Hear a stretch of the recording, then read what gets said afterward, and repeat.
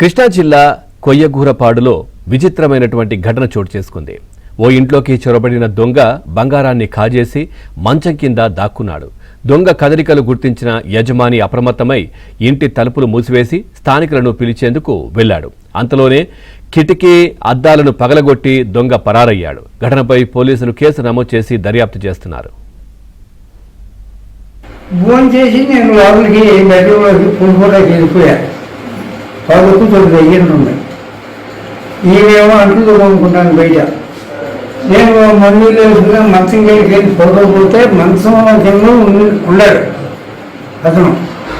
ఎవరైనా నేను ఏం చదువుకుని అలాంటిగా చూసేది నాకు ముందు ఇల్లు గుడిపేరు పోయే ఒక పని అయింది.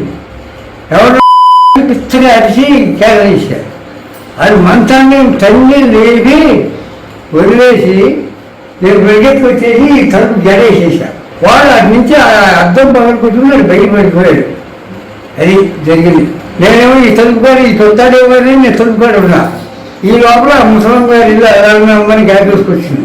అలా గ్యాస్ వచ్చేటప్పుడు అది పగలు కొట్టుకోవడం అర్థం పగలు కొట్టుకుని అది వెళ్ళిపోయాడు.